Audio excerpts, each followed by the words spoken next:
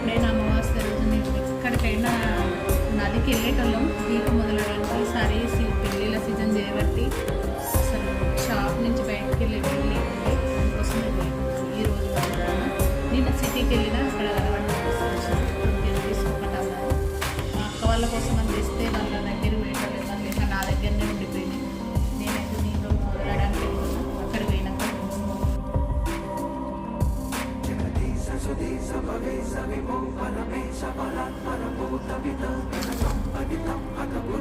చెరువు దగ్గర